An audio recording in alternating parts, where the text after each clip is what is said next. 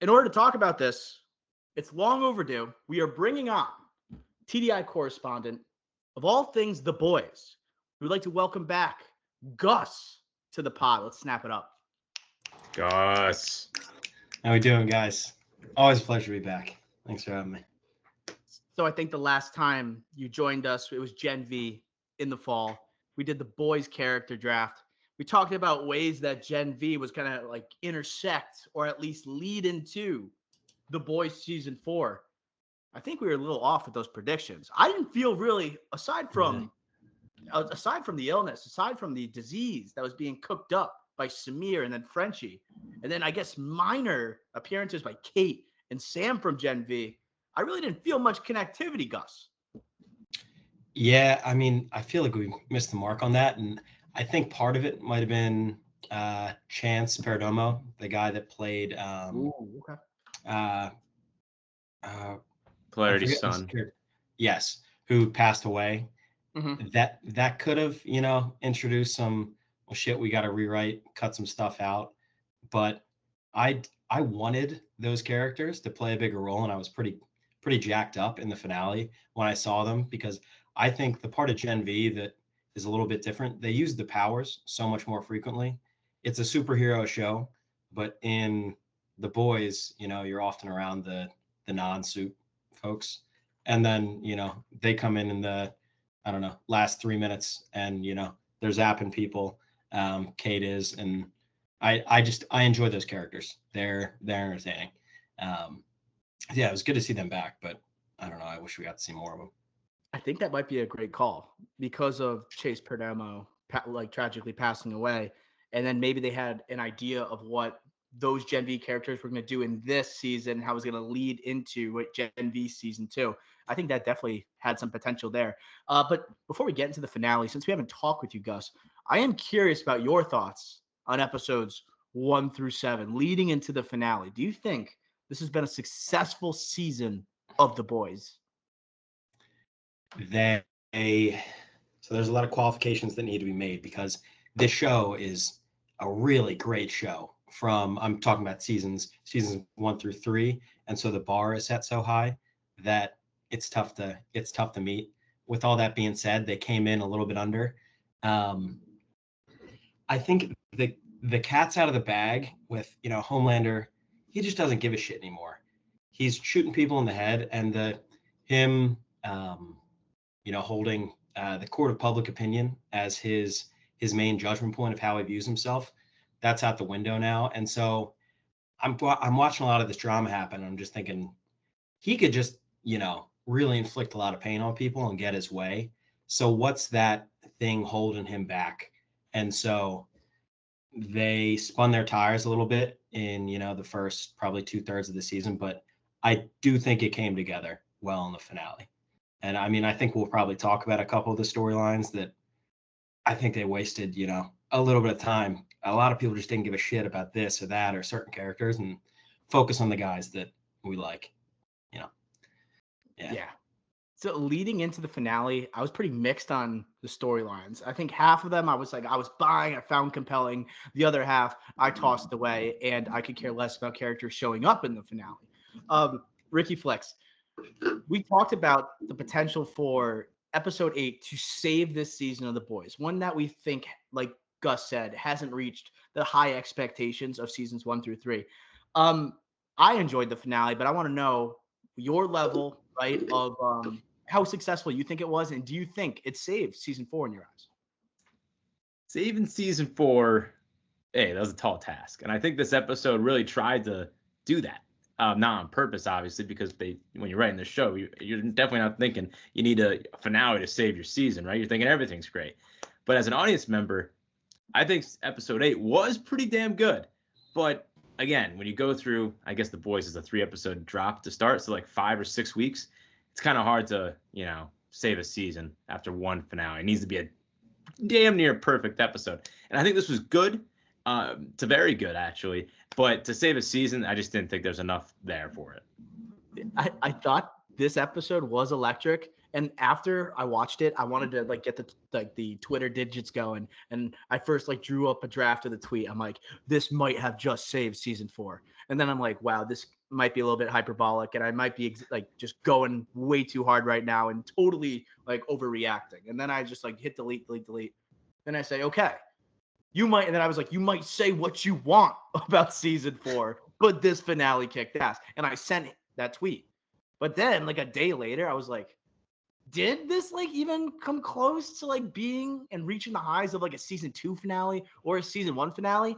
And I don't think it did. I think what it was best at is setting the table for an exciting final season of The Boys, right? Where we don't know where Ryan's headed when he's not with Homelander, from what we know, and he's not with Butcher. Starlight coming into her own. I think that was a satisfying storyline from this season, and being a formidable force that I thought she has been looking weak as shit throughout this entire season and even previously, right? Like A-Train had a great storyline, I think, heading into season 5. Thank God he survived. But then there's some other ones that just went by the wayside. Kimiko, goddamn, like one of my favorite characters. Going into this season, I would say like was my favorite character. Now I'm just so sad by her from like where her direction of her character has gone. Finally get to hear her talk. At least we got something there. But Frenchie just fell off a cliff. Huey just not compelling whatsoever. Even with him not having powers, at least he was like a main character we were drawn to. I really feel like when it came to the storylines finishing the show, kind of sucked. But anticipation for the next season really did pull it off. Great table setter, but the show's too good for that, Gus. Yeah, I think you said it very well. It wasn't a finale; it was a setup. Yeah. And so, I mean, I want my finales to be able to, leading into a new season, wrap up things from this season well as, get me excited for the next season. This did far more of the latter than it did of the former. And I mean, within this episode, there were a couple scenes that I really loved between the Starlight going back and forth with her clone, just the like Two-Face almost, really flexed her acting chops there. The scene in which Ryan is in, he doesn't know to be a potential jail cell for him. That dialogue that he has dishing out, basically, you're about to do to me what they did to my father. And I'm just thinking to myself, well, yeah, this is a really interesting way of them saying, good intentions can just create another monster. They just need to be careful about this. And they're about to weaponize him the way that Homelander was, history repeats itself. So there was, I thought, very well acted scenes, and it allowed, I think, both. I mean, I wouldn't say, Ryan's a young actor, but it allowed Starlight to, find her chops, flex her chops. And also, I mean, we can get to the whole her freaking out about Huey sleeping with the clone. But I like threw my hands up. I'm like, what the fuck's going on here? I'll let you guys take it away, but I was pissed. I'm like, what is going on? There are two things there. So it's like, first off, she shouldn't be mad at him. She fucking looks exactly like her. But also, like, when I was watching it, it's a clone. Yeah, when I was like watching it the first time, like I had a kind of a clue that it was a clone, because first off, we saw Erin Moriarty's ass. We never get to see her ass. Like, this has got to be a weird situation if we're getting to see her ass. Not once, but then the next episode we see it again. Yeah, she shouldn't get pissed for that because it's a clone. But also, I got beef with Huey. Huey's an idiot. Him saying, she asks how many times have you had sex with it? And he's like 20. I'm like, you couldn't say like 5? You had to say 20 times, dude. You're digging yourself your own grave. I was like, you're not helping, right? He just sticks his foot in his mouth. That's the type of dude he is. He just can stick his foot in his mouth and is committed to trying to be a good guy and shit like this. I mean, it was a funny ass concept. At least that got some humor out of it. The 20 point. Yeah. Mm-hmm. I did want to jump into Erin Moriarty as Starlight because I thought she was outstanding in this episode. And I was wondering how they were going to land the plane in the finale. And it might have been like really obvious that she has to face herself.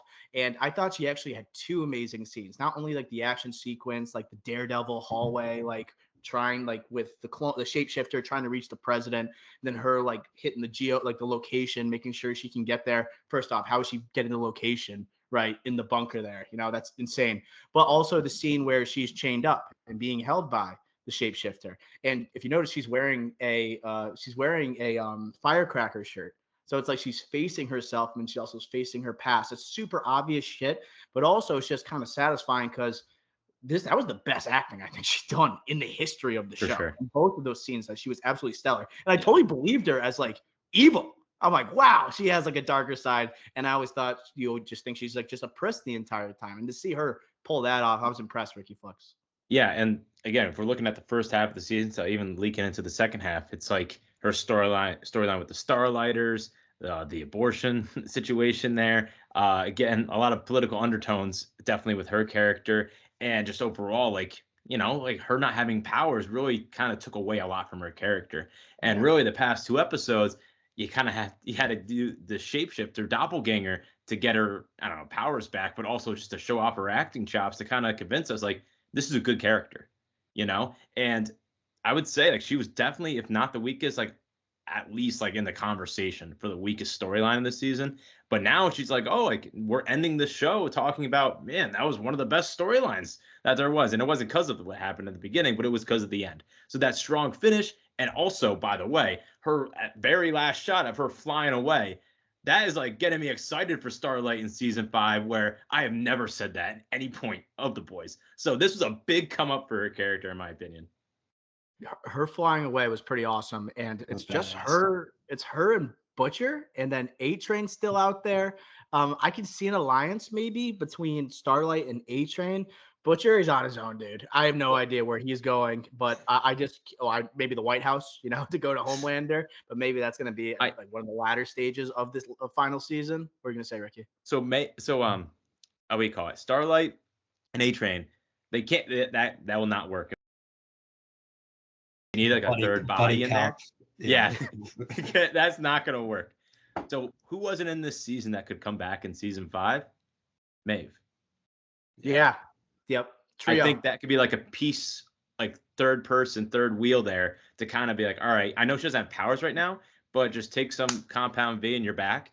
I think that could be like a situation that we see in season 5.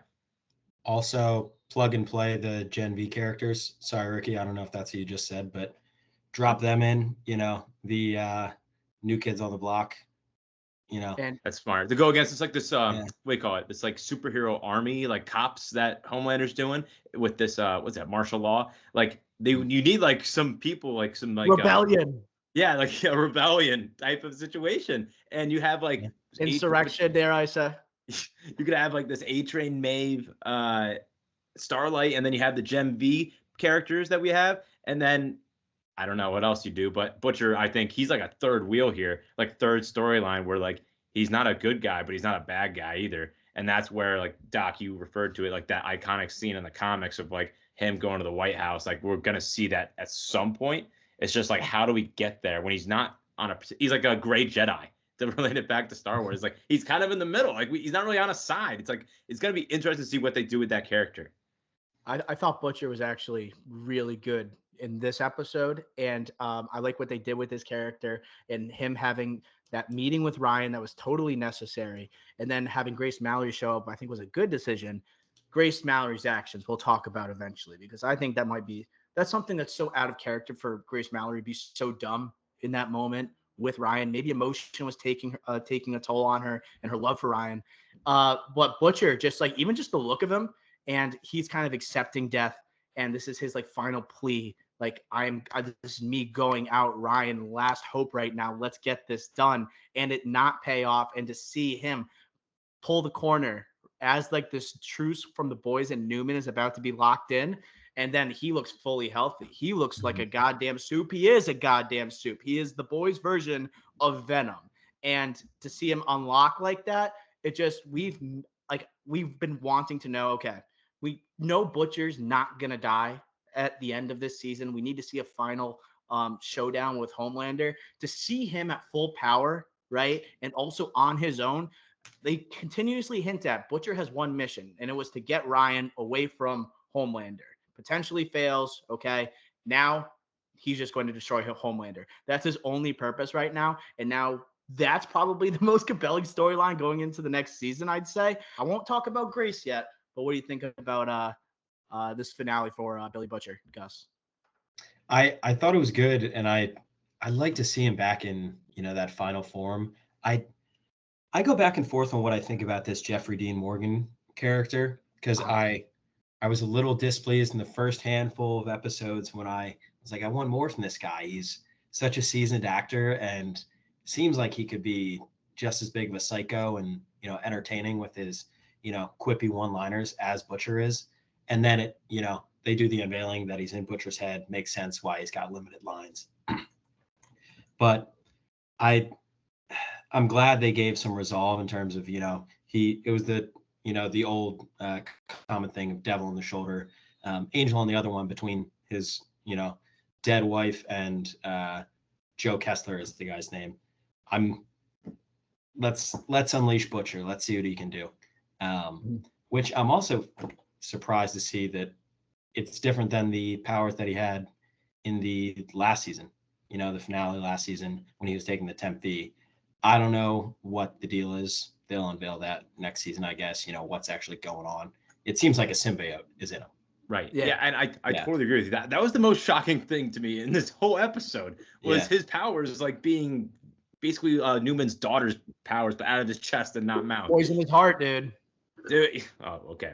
Look at Doc over here. That was symbolic.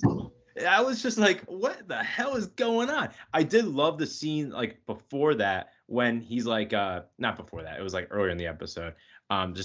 Before I go on there with the end, is like Butcher calls Huey or vice versa, and he's like saying goodbye, and that's the last time I think. In my read on it, it's like that's the last time you're talking to Butcher as you know him. And then maybe he decided. You're right. Yeah, right. He decided in that moment, I'm giving over to Joe Kessler, and we're just gonna tear shit down.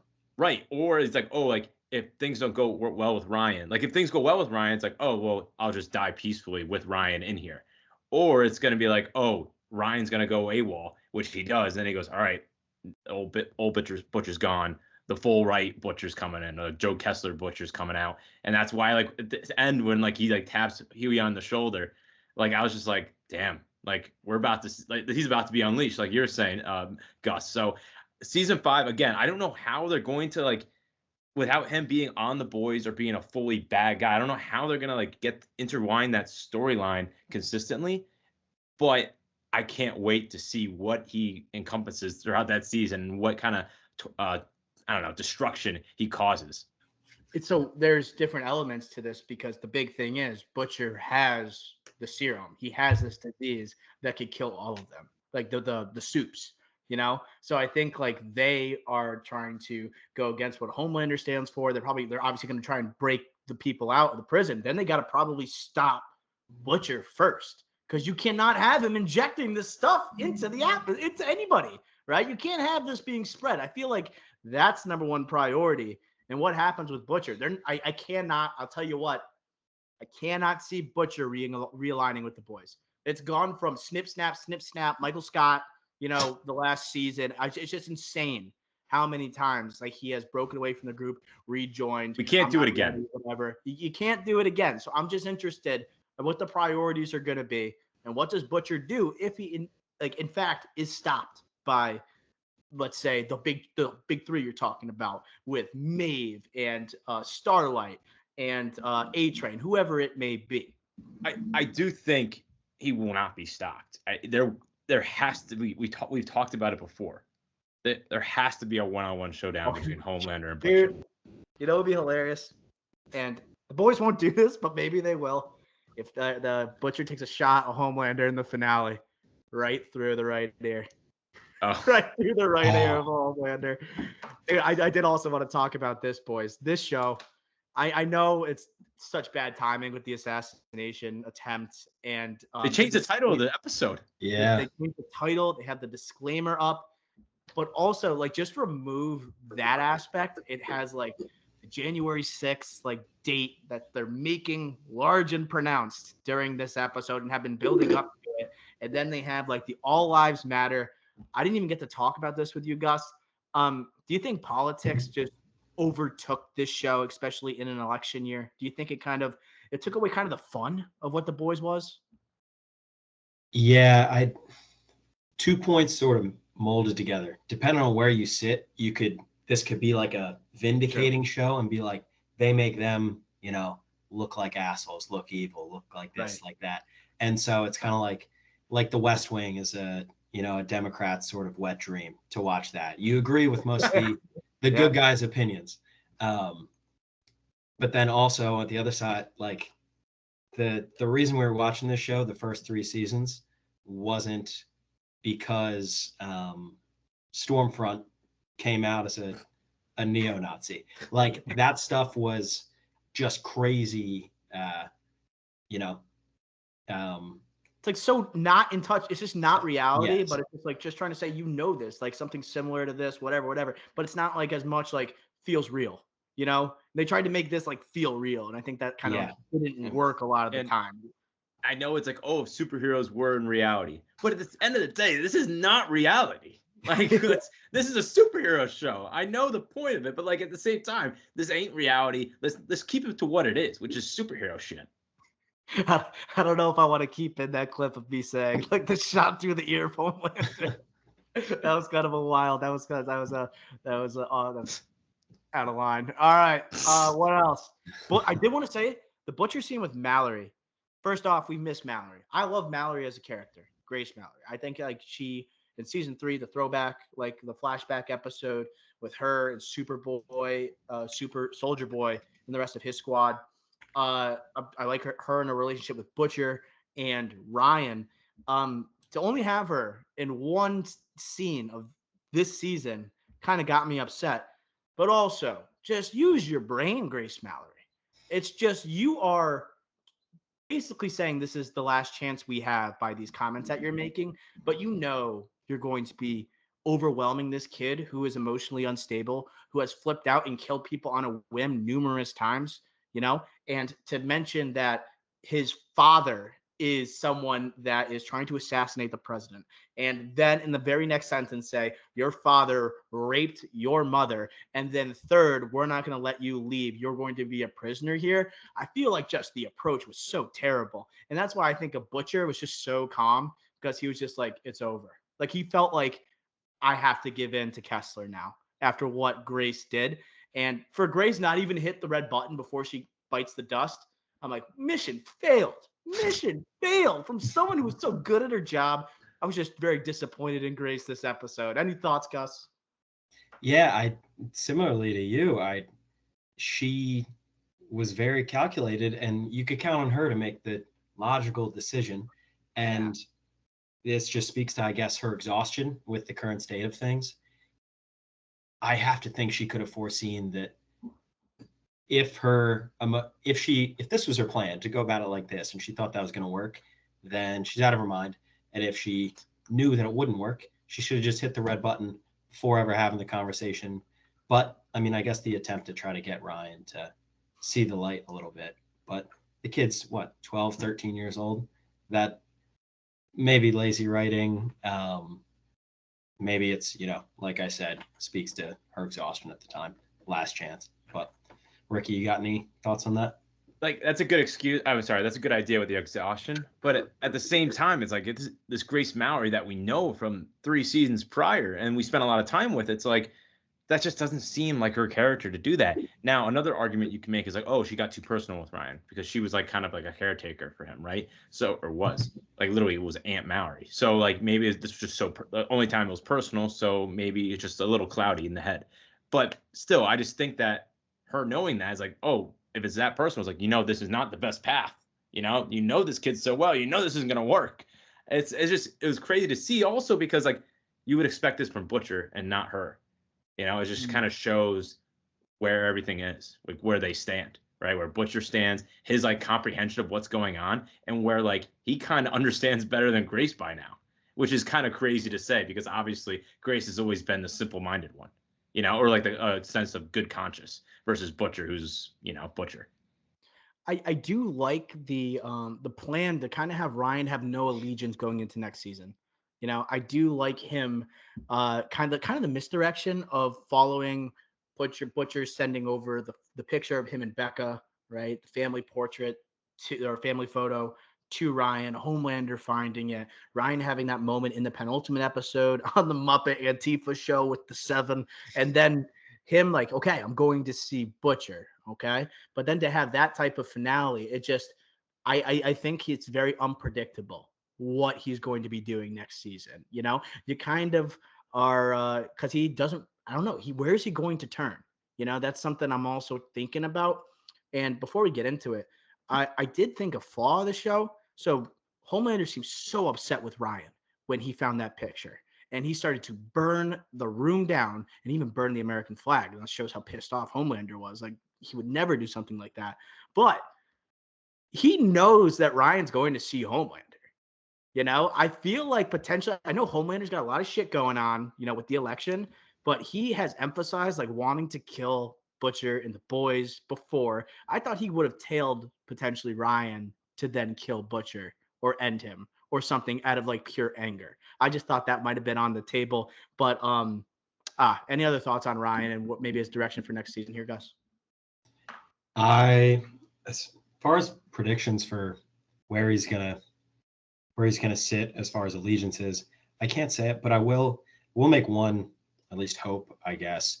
And I don't think they could do this just based on the timeline of how things shake out, but I would enjoy a slightly aged up Ryan, give him, you know, an actor with a bit more experience and, you know, present a new hyper strong soup that if someone's going to go up against Homelander, I don't think it's going to be this kid in his current form. And they can't really do that, or at least not that I can think of in a way that I can think of, but it's my hope for Ryan. Yeah. I had the same thought. Like, we can't have the show time jump, but at the same time, if you want Ryan to end up actually facing Homelander, then you do need a time jump for him, because it's not just that we need a different actor. I think it's more just like the powers itself, because he's nowhere near that. Like, he can't even control his powers with Mallery, you know? Like, he can't control his powers at all. He needs to go to Gen V, really. I was going to say, I need him in Gen V season 2. Like, that's the great bridge connectivity you need. But he's not even in high school, let alone college. So he's so far away from there. So what I just don't want to see in season 5 is him trying to go against Homelander, like, and he's like a freshman in high school. I just don't want to see that. Yeah, I just don't even think Gen V will just strictly be about Godolkin anymore. You know, especially with like what happened and transpired at the end of season 1. I think it's just going to be about young heroes, right? Generation V.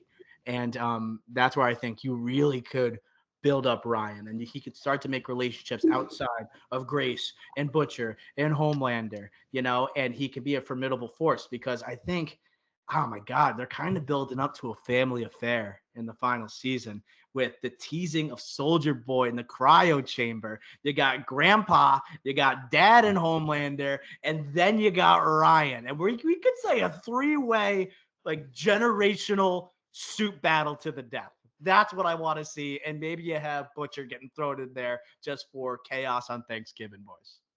Yeah. What would Soldier Boy's skin in the game be other than, I don't want anyone killing me? Because to get him acting and, you know, on the boys' side last season, it was the promise that they would kill his old team, right? That was the case, right? Yeah, I think so. Yeah. Yeah. They would help him find members of his old team. Yes. Yeah. Mm-hmm. And so I'm thinking, well, we'll see. Who knows? In the post-credit scene when Homelander was looking down at him, I think that's like one of the main things that drives him is the whole, you know, yearning for parents and yearning for the childhood that was stripped from him, and that validation. If he can't get them from parents, it used to be, you know, the public's opinion of him, and now it's just that mask is down, and that's all he functions on, is trying to be a father to Ryan. And I think potentially next season, the battle for him is going to be, or the internal battle is going to be, his leaning towards being a fascist, you know, just a fascist, and trying to be a father to Ryan if he can, and deciding, do I want to be human let my human side, similar to how Butcher, was functioning with the devil on the shoulder, angel on the shoulder thing.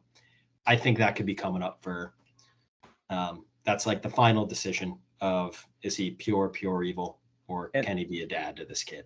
I think that's a good point. Like, think about Soldier Boy's powers. Like, what's one of his powers? He strips away powers, right? Mm-hmm. So like Homelander, someone who this past season literally said like humans are small, like they're nothing, right? What if he becomes a human? Like what if Soldier Boy takes away his powers in some way? And he has to make that choice, but he has to do that before he's humanized, I guess. I don't know. That's just an idea. But I'm just trying to think, like, how else would you bring back Soldier Boy? I think at the end of season 3, he has that great like monologue right to Homelander's face, saying like, you're my son, like you're just the biggest pussy. Like he's just saying that to his face. They're not on good terms right now. So like, no, I think he's just old school. Like, I'm gonna kick your ass just because you need an ass whooping because you never got one. Like I don't know. I think that's enough for me. So, just because it's a kid. I don't know, but I think that could be a pathway, that humanization that you talk about, Gus. Like, I think that could be like a reason why Soldier Boy's getting back into the mix. That would take away everything from Homelander. If his father took away and stripped away his powers, that would be nuts. And then he would learn to be a father. That would be devastating for Homelander, the character. But you know what I was thinking is that it's going to be so interesting to find the motivation when presumably Soldier Boy enters the fold next season. And I was thinking maybe how Homelander would control Soldier Boy in this age of like police enforcement by Supes. Kate. And like, what if they have Kate somehow control Soldier Boy? I think that could be something that might happen, and how they could use Soldier Boy potentially, maybe to start serving Homelander, but then he breaks free of that, because right now I really have no idea. Once Soldier Boy got unlocked, what would he do in this situation? What side would he be on? Would he be apathetic? Would he not give a shit? It might be the latter, to be honest. Well, and speaking of like Kate and looking to next season, why did she do that with Frenchie? Like, what's Frenchie's value?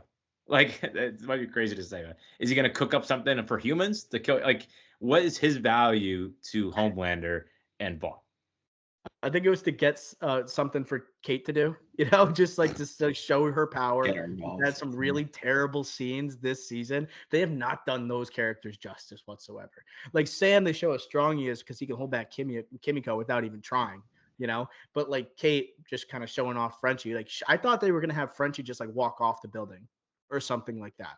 I just thought like, you are like, why do you need Frenchie? I guess. I don't know.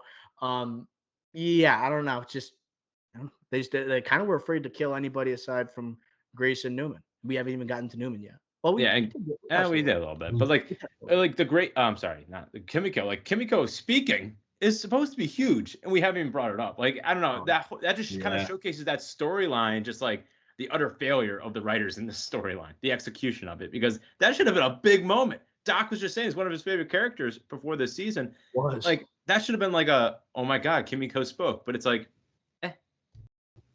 I didn't even notice it. That's when I first watched it. I looked at Twitter afterwards. I'm like, oh shit, she talked. Fuck. Like, I can't believe I didn't recognize that, And I just didn't feel the gravity of the situation because they're so, once again, like snip, snap with their relationship. They got Nirvana blasting in the background. That was a pretty good needle drop, not gonna lie. But I do, if like, oh my God, we're on the brink of World War III type of ending, Supes versus humans, or Supes versus the boys. But yeah, I just think that honestly, if they were going to have Kimiko and Frenchie together, you had to do it during season 3. You had to do it when Kimiko was in the hospital and debating whether she wanted to have powers or not. And them to go back to this storyline and try and pull off this bullshit ending of their subplot during this season, I thought was terrible. I just thought that's weak. You're trying to gain some, I don't know, you're just trying to gain some goodwill with the audience in my eyes. And really, you didn't earn it. Kind of pissed me off. Yeah, trying to give Frenchie this depth of self-realization in the first handful of episodes of the season with Colin, I think his name is, the guy who, he's romantically involved with, but also, killed almost all of his family. And then ultimately it really doesn't come to much other than, okay, Frenchie is now a more thoughtful individual, and he's reconciled his past, the stuff that he's done. But I just, it distracts from the many, and this show's got a lot going on. That stuff distracts a little bit from, the stuff that really gets people going in the show. So, and yeah. Look at the season. Like the first half of the season was a lot weaker than the second half. And why? Like we get less Huey involvement. We get less Frenchie involvement. We get less Kimiko involvement. There's a lot less storylines that, to just be truthful, aren't high stakes. They aren't high stakes in what we care about as the audience for the boys, right? And like we also, going back to Frenchie, like that self-realization was last season as well with that woman love interest, the Russian mob or whatever. We also already had that self-realization of like, yeah, he was a messed up person for the boys. Obviously the boys are all messed up, but he was even a worse person. We already knew that. He already knew that he already had that realization. So you just repeated it the next season, but you just did it with this new love storyline with Colin. And again, like when you didn't complete the Kimiko storyline, like Doc said in season 3, it's just like, all right, we're doing this again. Like Butcher, how he's like with the boys, out of the boys, with the boys, out of the boys. So it's just that kind of cycle that just can't be repeated, but they do it anyways. They really do care about like the writing of the show, but it's just not compelling, right? They want to give these characters something to do, but it just didn't work. Why can't we just have Frenchie and Kimiko together after season 3 and they're helping go on missions together? Why can't we just have that? Why can't we just keep it simple? That's all we have to do. Gus, your girl, Victoria Newman. What do you think about her death, man? What do you think about her death? Did you see it coming? I'm going to play Fast and Furious rules here, and unless I see this body like incinerated and thrown into the ocean, Okay. I don't think she's dead. They're going to stitch her back. Probably not, but she may not be dead. I didn't see that coming. Well, basically, I didn't see Butcher coming in there like a bat out of hell and doing that. Mm-hmm. But I thought she was a great character. If this is the last, basically, that we see of her, really strong, character arc, I think, of realization, at least for herself, about, this. I got into bed with an absolute monster in Homelander, and time to do the right thing, because at least throughout, it was tough for me to put my finger on, why is she doing this? And I think most of her rationale was like trying to create a world where my daughter doesn't have to grow up in, I think it was called a Red River home. But she seemed like a more realistic person or pragmatic person that could have accomplished that without, bringing Homelander along for the ride. So it was nice to see her settle on what I deem to be I think everyone would, the right side of history on this one, even if she does get, divided in two. She didn't want her kid. Yeah, she didn't want her kid to like live the life that she did, like hiding that she's a soup. I think the arc was pretty good, and it is tragic. And I did have a feeling she was going to die from the point of the national television where Homelander zaps her on Firecracker's show and shows that she's a soup, and then you have her and having the realization she can't even have the blood come out of Homelander's nose. She can't pop his head. And after that, I was like, she probably knows she's done. And she needs an out. And her only out is Huey. And after that, it's just like, you just feel like she's a ticking time bomb at that point. So I did see it coming, just not at the hands of Butcher in that way. That was nuts. Him covering the eyes, too, was nuts. That was nuts. And, like, they did a good job hinting at this kind of conclusion, like with her character arc. Like episode 1 in the season, it's her like election night, and she's like to Homelander, like, why are you freaking here? Like, and then it kept hinting throughout the season about how she doesn't want her kid to live like she did, and also kind of just like, oh, like I'm in bed with Homelander, but I really don't want to be, and then that slow decline, And then I would also say, looking to season 5, Newman out. Who's not dead? Stan Edgar. Stan Edgar? Yeah. Dude, this is one of my problems. They're not going to even like hint at what's happening with Stan Edgar for like 3 episodes? Stan Edgar's alive and out of jail? Right? Oh, now he's out of jail. Yeah, shit. So you're right. They kind of have to resolve that somehow. Or they could just say whatever to it. It's not the end of the world if you don't conquer that storyline. But I feel like now with Newman gone, he might get back in the mix now. I was thinking that too. I wouldn't. And Ashley, we haven't talked about Ashley, but with Ashley, like I was waiting to bring it up. She's such a freak, man. It's awesome. She's such a freak. It's hysterical. her hand in hand, like her arc alongside A Train, I thought was like, wow, like these are characters I did not enjoy the first 3 seasons, and all of a sudden they're one of the best parts of the show. I think it's a massive come up for that actress who plays Ashley with 2 E's or EY, whatever whatever that D prefers as. But yeah, dude, does she have Hulk powers now, Gus, or what's her deal? Given how she just countlessly takes L's and L's and L's, I think they're just going to make her, pretty repulsive looking, Yes. especially when she went down after taking the V and her wig falls off and you can see her real scalp and, pretty scarred up and whatnot. I think she's, it's going to be quite the sight. It's going to be fucking hysterical. I hope she's a beast. I love it. Yeah. Potential adversary, I would say, to Sister Sage maybe next season. If she has the big brain, maybe like she is the boys' version of Sister Sage. We haven't talked about her yet, but I don't know. Just Sister Sage, this character kind of was pissing me off. This character, it was coming out of nowhere. Basically, if something goes right, the show's just like, yep, planned everything. It went exactly according to plan. I thought it was such like the lamest like way to write that character. It's like, yes, Sister Sage planned the shapeshifter as Starlight, recording the president saying that he was planning to assassinate Victoria Newman. But you were gonna like kill Victoria Newman? Like that was a part of your master plan, or you knew Butcher was gonna end up killing her? Like what? Like how did you even explain that? How can you just say it all went according to plan? I'm like, bullshit. This is so not true. We talk about it like with Superman a lot, where it's so hard to write a villain to go against Superman because he's so freaking powerful. It's the same thing here, where it's just a lose-lose situation. If you write it like they did, it's like, oh my god, how could she freaking have done this? There's no way. And then it's like, oh, like if she didn't see everything, it's like, well, she's the smartest person on the planet. She can cure cancer. Like, how did she not see that coming? So it's a lose-lose no matter what. That's why you can't really write these characters in superhero stories, even though it seems like, oh, that's the only time you do it, obviously. But it's like, that's why there's so few of them in comic books, because they're so hard to write for. And that's where like this debate that we're having with Sage is like, it's warranted, but again, that's why we don't really see these type of characters.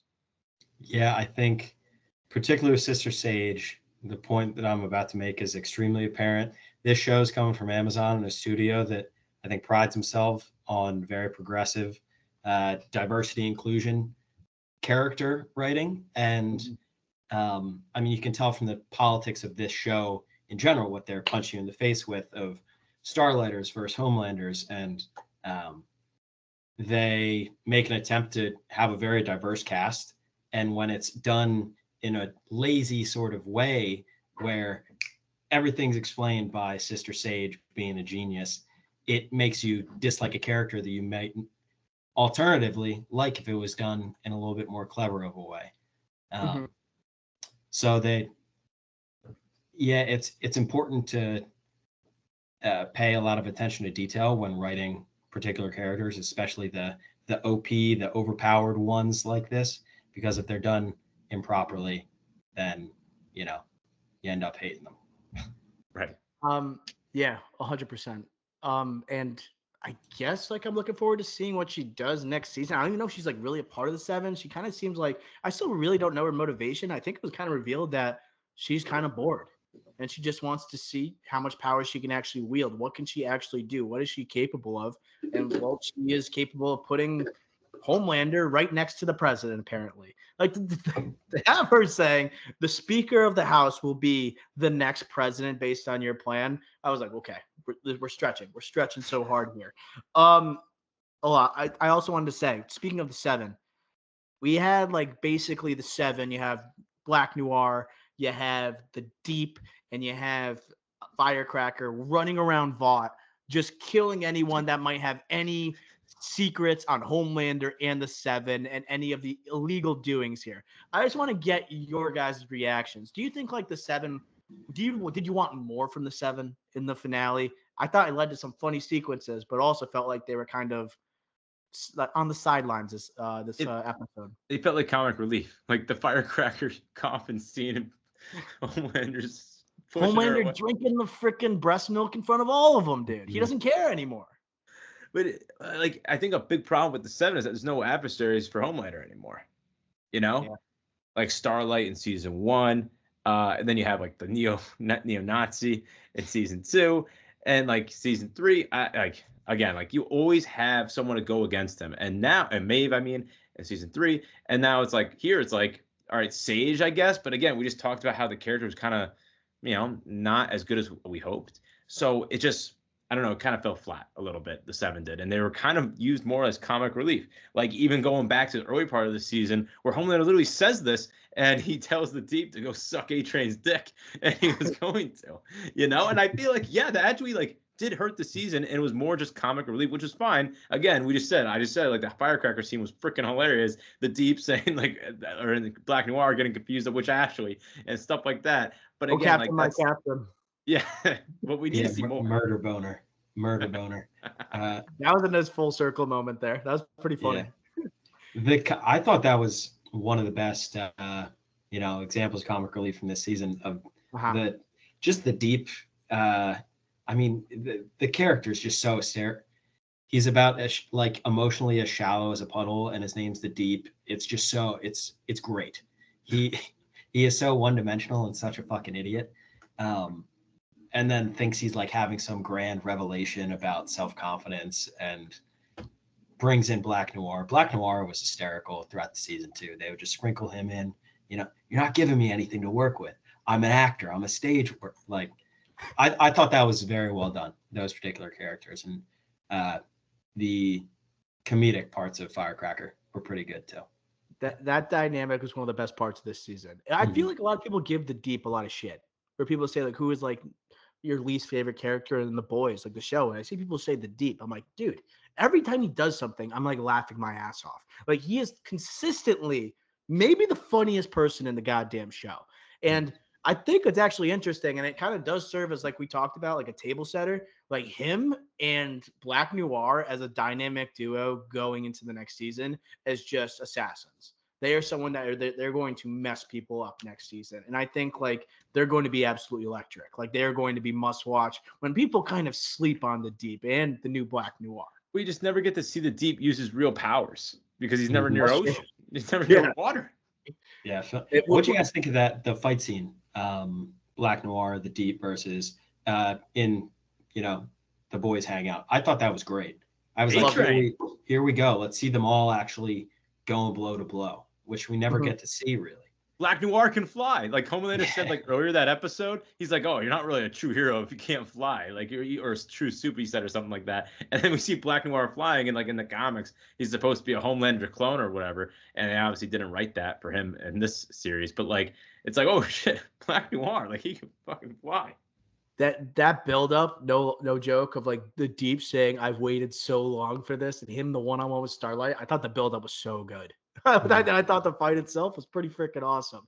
And then like the octopus, this episode, or that episode really happened earlier. So like, it's like he was like kind of like, he was on one for sure. He was like on edge. They had a flashback, I think, this episode of him thinking about Ambrosius. Yes. He told us Swinton's voice, and he was just like, I've lost all love. Like, it's almost like Butcher, how he's like gone down a path, like with the loss that the Deep just suffered. There's no turning back. He's gonna be an all-out killer now. Final thoughts, boys. Right, going into the season, maybe predictions that we haven't talked about for season 5. Ricky Flix, do you have anything for the final season here? I mentioned Maeve. I mentioned Soldier Boy and the Homelander powers. Yep. God, I don't know anything else there. Oh, and Stan Edgar. Stan Edgar comes back. I think those are 3 powerful predictions. Yeah, I just was seeing if you had any other ones. I think those are all really good. Gus, anything? I'm hoping and predicting for the introduction of the captured Gen V characters as, potentially freeing the captured boys. I'm gassed up to see Starlight having some pretty strong power. She's flying, looks like at the speed of light or whatever. Prediction wise, I'll go out on a limb. Let's say Newman comes back. Boom. Newman comes back. Yeah. Okay. We'll Justice to number 1 overall pick in the boys character draft. I did Oh, we also got- want to. What? I know we haven't talked, Gus, but your boy Tech Knight. Oh, Got a little shit. too freaky for me, man. That was crazy shit. That was balls to It the was wall, nuts. literally. That was Yeah. insane. Yeah. I actually low-key liked that episode. I thought that worked for me. I thought that was hilarious. It was sorry. We can wrap up here, but that episode, it was self-contained and very entertaining. One, I wouldn't know what Webweaver does. What does that freak up to? And two, very good self-contained episode of the, interesting Tech Knight just getting offed by his butler at the end. I thought that was a well done, they build up a lot of tension in that second half of that episode, at least. I liked it. Yeah. Tech Knight. I think we've said the last time. Them making fun of the Batman, I thought was great. I love that shit. Right. Mhm. And whenever they make fun of the superheroes, like they did it with the Batgirl reference this episode, where he said, well, we made more money when we just cut the movie. I say one thing, more connectivity. I think Gen V, we're gonna get a lot more in season 2. I think that we're gonna get potentially Huey, Kimiko, and maybe Frenchie showing up in Gen V season 2. Because maybe they're being held at the same spot that the members of the Guardians of the Godolkin are being held. I think there's potential that I think one of the things they have to work on is having this universe feel more connected. Kate and Sam sucked in this, and they didn't get their due. And people really love Gen V. I think if you bring the boys' characters to Gen V season 2, people take the show more seriously, and then it builds up, right? This massive end game type of thing that you're going to have for the final season of The Boys. That's, I guess, my prediction there. All right, God. that's decent. I like it. Gus, thank you for joining us, dude. This has been an absolute blast. We got to get you on for Gen V season 2. We're going to have this as a kind of carryover because The Boys finale is not coming for 2026. So 2 years from now, absolute horseshit. And then I think we have to find other ways to get you on, right? We have to look at other specialties because you're an absolute electric guest and one of our favorites at TDI. Thanks, fellas. Box Yeah. office. Yeah, we'll figure some stuff out in the meantime. We'll figure out when Gen V is coming out. But if we want to talk Invincible, I can go for a little while on that as well. So we'll see. Keep me in the loop. And I'll come back anytime. Thanks, guys. Love it. Not only our Boys correspondent, but Amazon correspondent. Yeah, I guess so. Oh, shit. All right. Gus Bezos, thanks for joining. 10-4.